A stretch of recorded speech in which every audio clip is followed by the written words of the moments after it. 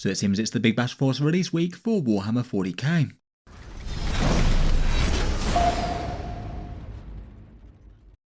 Hello and welcome back to Warspec Tactics, where today we're talking about the big Warhammer 40k releases coming out this week. And for big boxes to cover a whole range of factions, this week's perhaps one of the very biggest releases of the year, with 7 factions getting some discount sets, many of them having some fairly fun miniatures within them. The pre-orders for these Battleforce box sets will be going live on Saturday the 15th of October, so that means they'll go on full sale in stores on the 29th.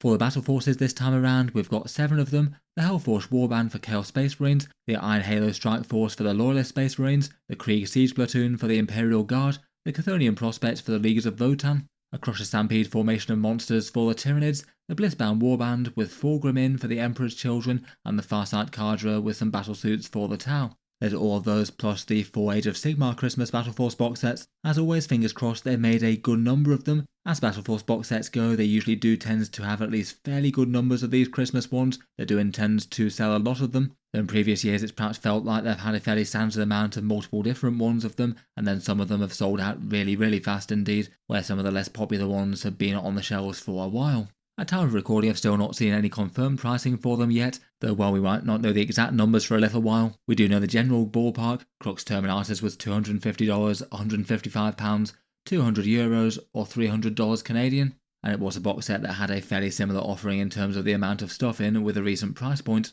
They might be that price a little lower or a little higher, but either way they're going to be in that sort of ballpark, and it means that most of them are around the sort of Games Workshop 28% to 33% kind of discount versus buying separately.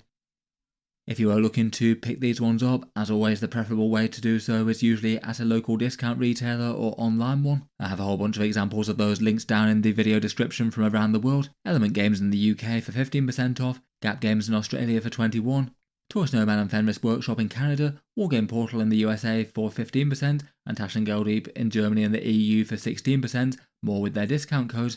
A big thank you to anyone choosing to pick one up through the links in the video description. It does go to help support the channel a little. As mentioned, I'd suspect the supply of these might be a little bit variable. If you want one of the most popular ones, it's probably worth being there at least fairly early. Here are the pre-orders for those stores: midnight Eastern Time in the USA and Canada, and then 10 AM in the UK, 11 AM in Western Europe, and midday Australian Eastern Time. As ever, hopefully Games Workshop do make enough for everyone to have them. And if discount retailers run out, you might have more luck at the Games Workshop web store, where they'll probably go a bit later due to having no discount. Jumping into them though, let's talk through the contents and roughly how they stack up by the numbers.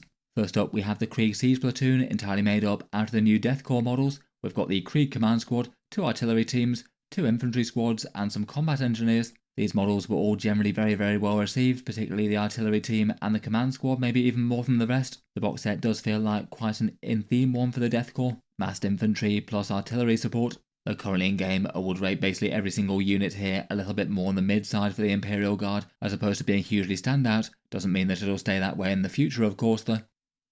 In terms of the cost of the kits in the box set, it's around $332 to buy them separately. Maybe not hugely behind the others, but that does make it the single worst discount out of any of these on paper. And with Guard Infantry being super expensive for the points that you put on the table, there's only around 450 points in this one.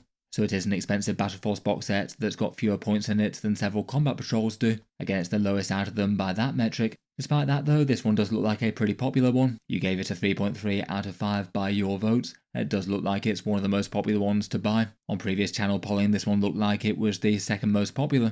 For this one, it really does feel like it's the Krieg aesthetics that are selling the box set. Lots of people being won over by enjoying the models so much. Next up for the Chaos Space Marines, we've got a sort of tech heresy focused box set. A Lord Discordant leading the way, a really quite fun sculpt, and it's got fairly effective in game too recently. There's 2 Obliterators and a Venom Crawler from the Warforged set, 5 Havocs for the Chaos Space Marines with the heavy weapons, 10 Legionaries as your basic troops, and a Rhino. Most of the miniatures are from at least relatively recent 40k history, the Rhino being the exception there, and perhaps a bit of a mixed bag for in-game effectiveness. Certainly Rhinos, Legionaries and Lord Discordants are all very popular right now. Maybe the Venom Crawler and Havocs in particular being a bit more niche and lesser played in competitive lists.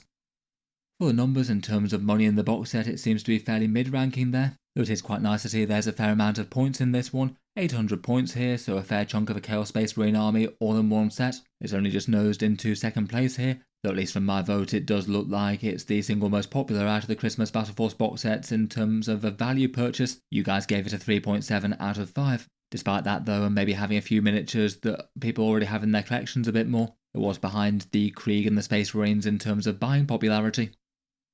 Speaking of which, the Iron Halo Strike Force box set for the Space Marines seems to be a fairly popular one this year. There's a squad of company heroes that has a captain included, 5 Hellblasters, 5 Stern Guards, a Primaris Lieutenant, the multi-build one with the war gear options, and then 2 Dreadnoughts, 1 a Redemptor and 1 a Ballistas, the same as the Leviathan sets. As well as that, there's also the Space Marine Head Swaps upgrade sprue too. It does seem like really quite a generally popular set of Space Marine miniatures. Most people really quite enjoy the Dreadnoughts. Hellblasters and Stern Guard give you some fun and fairly dangerous elites, and there's really quite a big focus on recent release miniatures as well. Aside from the Redemptor and the Hellblasters, basically all of these are out in the last 3 years. In game they're all in a relatively strong position as well. Literally all of them are strong and usable datasheets, though admittedly the company heroes often tend to be a bit better bodyguarding one of the named characters as opposed to a generic captain.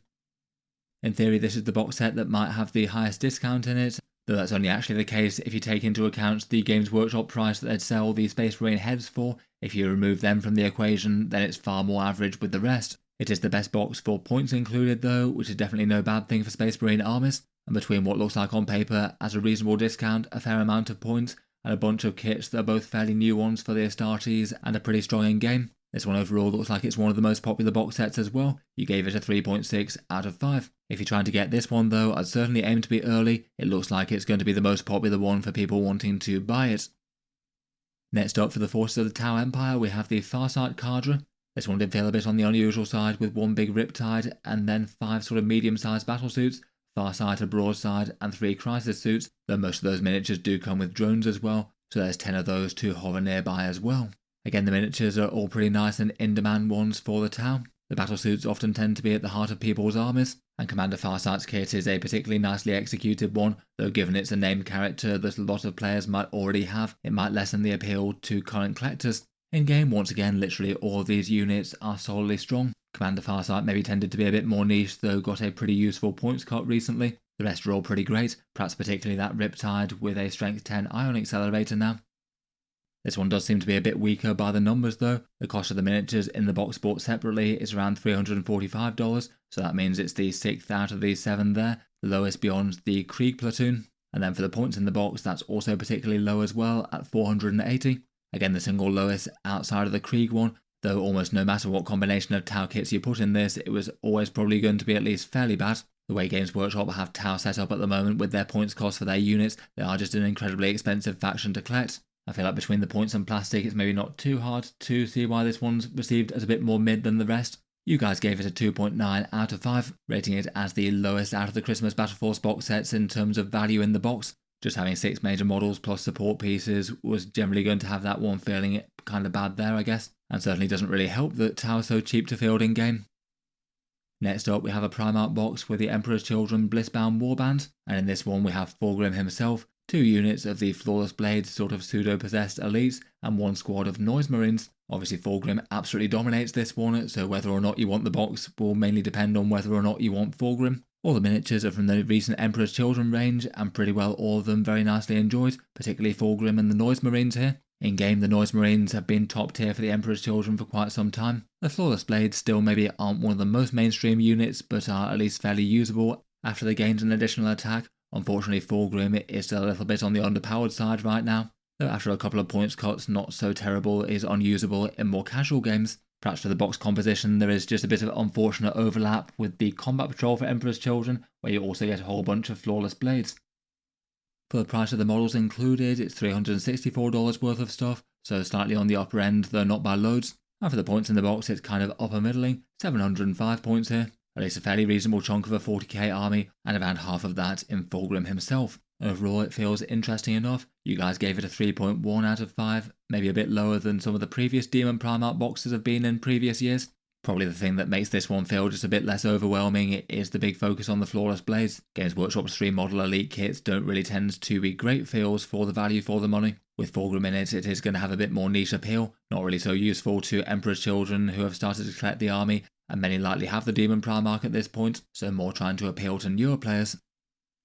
Next up we have the monstrous force of Tyranids that is the Crusher Stampede. There's 5 monsters here with the Screamer Killer and the Neurotyrant, which are sold together as the Horrors in the Hive box set. Then a Haruspex that you can build as an Exocrine, a Turvagon that you can build as a Tyrannifex, and a Maleceptor that you can build as a Toxicrine. A bit of a range of different models and their ages here. The Neurotyrant and Screamer Killer are very recent from 10th edition, the others a fair bit older. It feels like they all hold up well enough though. It's quite nice to have dual build options within the set so that it's a bit more likely to appeal to current Tyranid collectors, as you might make up the different monster that you haven't already got one of. And for in-game power, most of the monsters are pretty well in demand, maybe in particular the Neurotyrant, Exocrine, Tyrannifex and Maleceptor. The Screamer Killer maybe feels like the one that's a bit on the underwhelming side for the points cost, though again it wouldn't really take too much to make them far more tempting. For the price of the models in the box set, it's fairly similar to the Emperor's Children, $361 here. And this one comes in at 3rd place for the amount of points in the box at 730. A fairly reasonable chunk of a Tyranid army, and maybe fairly feels good ones with some fairly useful datasheets and a whole menagerie of big scary monsters. Again, this one was voted as a little bit on the mid side for the value feelings at 3.2. Neither particularly high nor particularly low by Games Workshop's discount box standards. Only having 5 main models isn't maybe the best, feels kind of similar to the Tau in their way. And a couple of these kits, including the Exocrine and the Toxicrine, both of those are quite expensive for what you get in my opinion. Then finally for the Christmas Battleforce box sets, we have the Leagues of Votann Cthonian prospect. This one's a mix of Space Dwarves, including some of their more recent releases. There's a Brockir Iron Master leading the way, 2 sets of 5 Cthonian Berserks, a set of 2 Cthonian Earthshakers with their Mole Artillery, 3 Brockir Thunderkin, and a Capricus Carrier that you can build as a defender. It's nice to have at least a few of the new miniatures in here. And in game, the Leagues of Votann army is a fairly impressively well balanced one in terms of everything being at least usable. There's certainly not really anything that's truly unplayable here, and perhaps for standout competitive things in the box set, the Capricus being used as a carrier and attached to some Jaegers are pretty excellent right now, as are the Brockir Thunderkin with their grav cannons or their SP conversion beamers in detachments where they can get sustained hits. Overall feels like a useful enough support collection to a faction. I feel like this one might have a bit more appeal to certain current collectors, and there's not too much overlap with the Combat Patrol box set as well besides the Brockir Thunderkin, and they're certainly a unit that you could easily have multiple of right now. For the price of the kits in the box, it's a little higher than a few of the others, at around $270, so in theory one of the better discounts here. Maybe a little bit on the low side for the amount of points that you get in an army though. It's around about 540 here. Again, he rated these guys a 3.2 out of 5, so a little on the mid side, neither super standout nor super terrible. Finally, here's just a few of the metrics that the box sets were ranked by. For points in the box, it's the Space Marines and the Chaos Marines that seem to have won there. The Farsight Cadre and the Krieg Siege Platoon maybe having a slightly depressingly low amount. It's never particularly good to see Battleforce box sets with fewer points than certain combat patrols. For the cost of the kit included, it's probably not really the biggest factor. They don't vary by all that much. The Space Marine box is a little better than most, but only if you value the heads at full price. Again, the Siege Platoon is a bit lower on the discount, and the Cthonian Prospects a little higher. For people weighing up the bargains, a lot of them are just considered to be kind of mid, usable enough deals if you like the mix of miniatures, the Farsight Cadre being the least popular, and then the Hellforged Warband for the Chaos Space Marines and the Iron Halo Strike Force for the regular Space Marines both being good there. I feel like it's at least fairly common for the popular ones to be the ones with lots of points. Then finally, between army appeal and which ones people want the most, these are the ones that people reported wanting to pick up. It looks like it's the Iron Halo Strike Force in first, then the Krieg Siege Platoon, the Hellforged Warband and the Crusher Stampede being narrowly after that. I guess Tyranids being particularly popular in 10th edition helped them out. And then the last 3 are a little bit more niche appeal, the Farsight Cadre, Blissbound Warband and Cthonian Prospect, seeming to have under half the demand of the really popular ones. Let me know your thoughts on the box sets though. Will you be tempted to pick any of them up this year or not? I look forward to hearing your takes down in the comments. Here are the times when they go up for pre-order around the world at the discount retailers linked below. Midnight Eastern Time in North America and Canada, and then 10 through to midday in the other areas of the world. A big thank you to anyone choosing to use those links. It does help to support Auspex Tactics. That's about it for this one though. If you'd like something else to watch about the Christmas Battleforce box sets, I did make a video about some possible ways to start and expand from them. I'll also leave that linked in the video description if you'd like to check it out, though otherwise subscribe to Auspex Tactics if you'd like to see more videos like this. Finally, if you'd like to support the channel more directly and help keep the videos coming, Auspex Tactics does have a Patreon page as well, and you can also find that in the video description down below. Channel patrons get a fair few advantages, seeing certain videos early, regular votes to see what sort of things happen next on the channel, an automatic entry into the regular prize giveaways with a chance to win some big model kits each month. If any of that sounds good to you, or you'd just like to help support, the link's down in the video description. In any case, a massive thank you for listening, and I'll hope to see you guys next time.